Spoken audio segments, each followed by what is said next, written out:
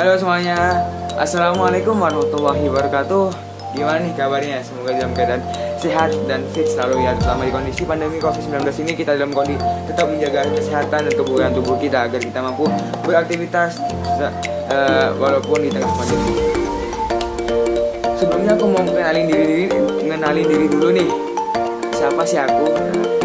Perkenalin, namaku Muhammad Alta Nur Bambang. Tahun nama dia Politeknik Alumni Usaha Perikanan Jakarta, Program Studi Teknologi Pengembangan Perikanan semester 3 NRP 562031130085. Nah, kali ini aku bakal membahas nih tentang fenomena yang sedang terjadi di dunia pangan, terutama di dunia perikanan yang saat ini sedang hangat diperbincangkan, yaitu membahas mengenai pangan iradiasi. Pada kali ini aku bakal ngebahas tentang pangan iradiasi karena apa? Akhir-akhir ini pangan iradiasi tengah hangat diperbincangkan di berbagai media, baik itu media sosial, media televisi, dan media cetak lainnya. Emang apa sih pangan iradiasi itu? Oke, bakal aku jelasin di sini. Jadi gini. Kan kita udah ketahui bersama bahwasanya Indonesia merupakan negara yang sangat luas sekali, di mana terdiri dari lebih dari 17.000 pulau dan terpisah antar pulau-pulaunya dengan laut. Tentunya Indonesia juga dikenal sebagai negara maritim karena apa? Indonesia hampir 3/4 luas wilayahnya merupakan lautan. Oleh karena itu, sayang jika potensi perikanan yang merupakan sumber daya kelautan menjadi komoditas utama di dunia pangan.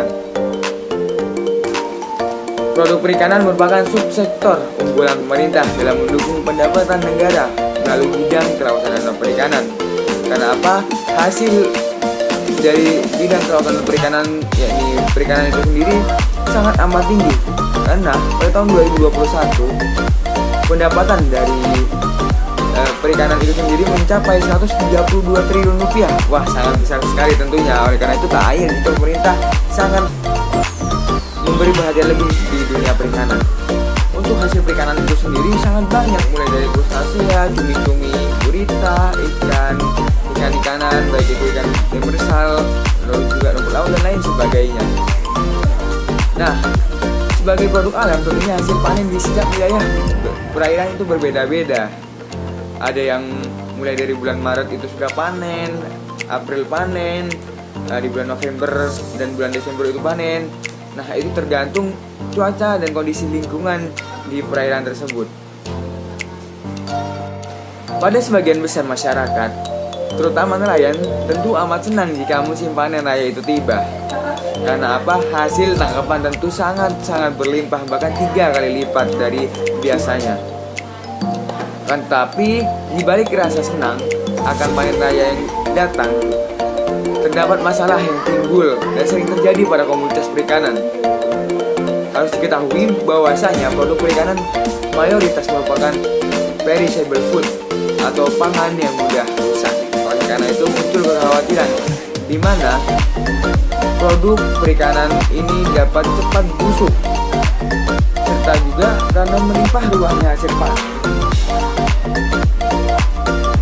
Permintaan dan stoking yang ada di pengepul tidak sebanding atau tidak selaras, sehingga menyebabkan terjadinya overload dan tidak meratanya penyebaran atau pendistribusian dari makanan atau pangan yang berasal dari produk perikanan, sehingga menyebabkan ikan tersebut busuk.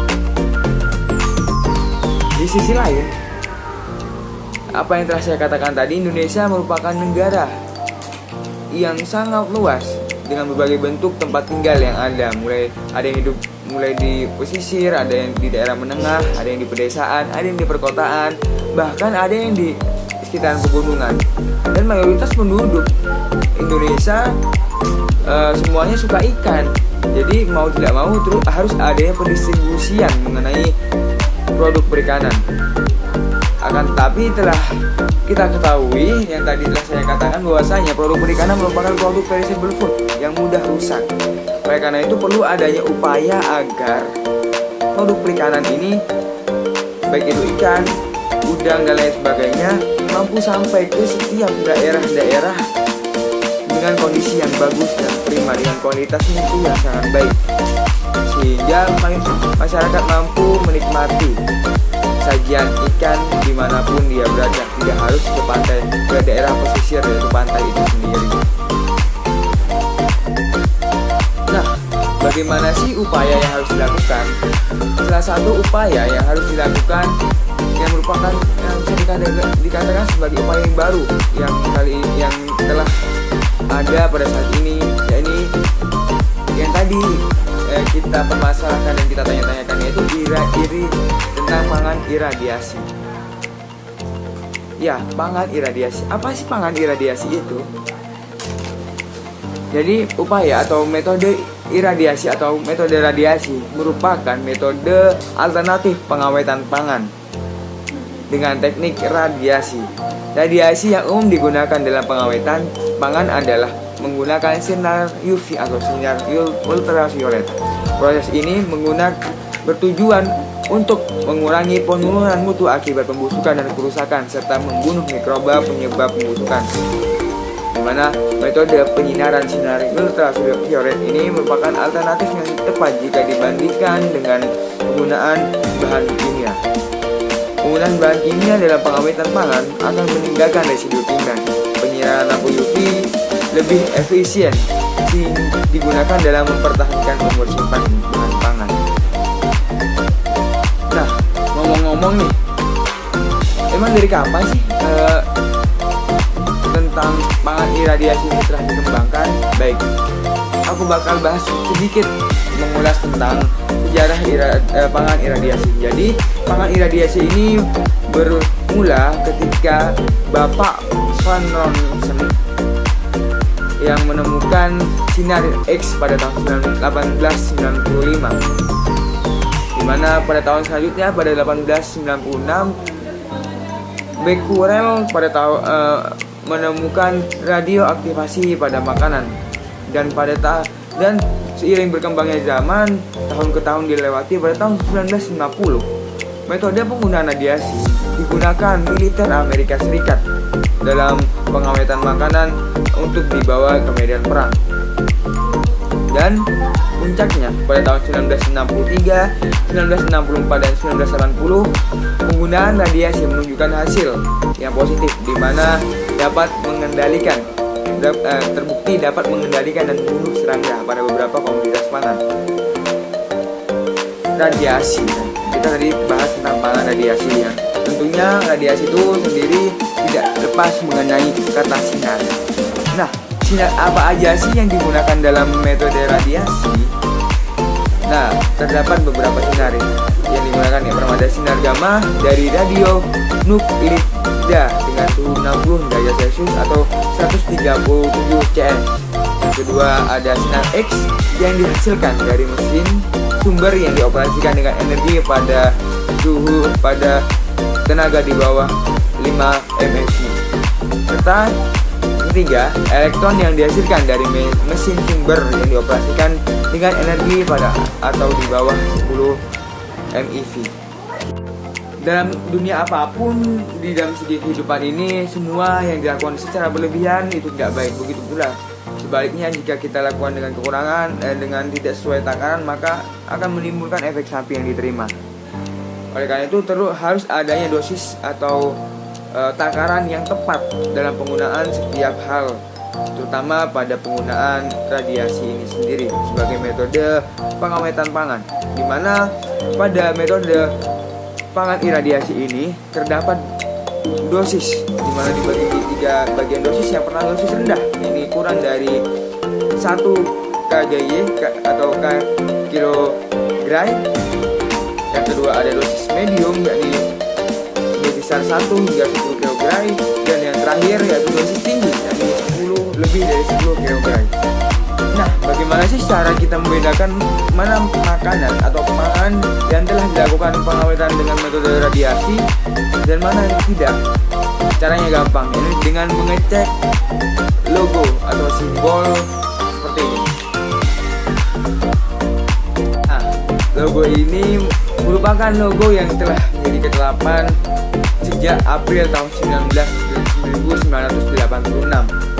terhadap semua makanan yang telah dilakukan pengawetan menggunakan metode radiasi, yakni dengan semboyan treat with radiation atau treat by irradiation.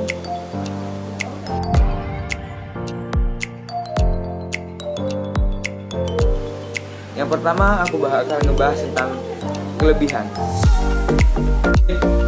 Kelebihan dari penggunaan pangan irradiasi ini yakni tidak meninggalkan residu bahan kimia. Yang kedua, tidak menyebabkan perubahan suhu. Yang ketiga, tidak perlu dikarantina setelah diproses karena produk dapat langsung dimakan. Dan yang keempat, daya tembus tinggi sehingga efek penetrasi sinar gamma merata hingga ke bagian dalam produk. Lalu yang kedua, apa sih kelemahannya ya? Ini dia kelemahannya ya. Karena apa? Setiap hal yang ada di dunia ini pasti memiliki kekurangan dan kelebihan. Dan ini yang kelemahan. Yang pertama, biaya operasional yang mahal. Yang kedua, butuh prasarana dan sarana yang mumpuni dengan merogoh kocek yang cukup dalam. Dan ya, perlu tenaga yang ahli dan terlatih serta profesional dalam menggunakan metode irradiasi pangan ini. Dan yang terakhir, ini kemungkinan terkena radiasi bagi tenaga operasional menyebabkan kemandulan bagi para tenaga pekerjanya. Nah, ngomong-ngomong nih, kita kan hidup di Indonesia, di mana Indonesia sendiri merupakan negara hukum. Benar apa benar? Tentunya setiap kehidupan yang ada di negara ini harus diatur berdasarkan hukum yang berlaku. Nah, mengenai pangan irradiasi, apakah telah diatur di peraturan perundang-undangan? Jangan khawatir sobat, karena apa? Pangan irradiasi telah diatur dengan spesifik pada peraturan perundang-undangan, yakni pada peraturan Badan Pengawas Obat dan Makanan nomor 3 tahun 2018 mengenai pangan irradiasi, di mana di dalamnya telah diatur berbagai macam ketentuan-ketentuan, dosis-dosis serta jenis-jenis makanan yang telah terdata sebagai pangan irradiasi. Dan juga di dalam peraturan BPOM nomor 3 tahun 2018 ini terdapat instansi yang bertanggung jawab dalam pelaksanaan pangan irradiasi ini, yakni Bappetan atau Badan Pengawas Tenaga Nuklir, di mana Bappetan ini yang sebagai instansi yang bertanggung jawab dalam pangan irradiasi. Nah, jadi buat teman-teman semua, jangan khawatir nih, pangan irradiasi itu ilegal atau legal sih? Nah, udah ada jawabannya tadi nih. Dimana pangan irradiasi ini legal teman-teman buat kita konsumsi dalam sehari-hari. Akan tapi jangan berlebihan ya. Nah, iya nih teman-teman. Kita kan sebagai sumber daya manusia kawasan perikanan, atau bisa dikategorikan orang perikanan lah. Kita berasal dari sekolah tinggi perikanan atau politeknik agrikultura perikanan, di mana kita diharapkan nantinya selalu mampu mengembangkan dunia kawasan perikanan. Nah, yang jadi sumber pertanyaan, apakah sudah ada produk pangan irradiasi dari produk perikanan? Aku punya jawabannya teman-teman. Ada. Jadi dari tahun 1957 telah ada penelitian mengenai pangan irradiasi pada produk perikanan. Dan puncaknya pada tahun 2008, Batan telah mengeluarkan izin edar mengenai produk perikanan, yakni pepes ikan irradiasi. Nah, jadi jawaban mengenai apakah produk perikanan itu telah ada yang dilakukan penerapan media radiasi dalam pengawetannya ada nih teman-teman. Jadi jangan khawatir lagi. Baik, sekian pemaparan yang saya lakukan mengenai pangan irradiasi, terutama pada pangan irradiasi produk perikanan yang telah saya lakukan. Saya mohon pamit undur diri. Mohon maaf besar-besarnya apabila terjadi kesalahan dan kekurangan dalam presentasi atau pemaparan materi mengenai irradiasi pangan. Saya Muhammad Alfred Bambang pamit undur diri. Wabillahi wa taufiq walhidayah. Wassalamualaikum warahmatullahi wabarakatuh.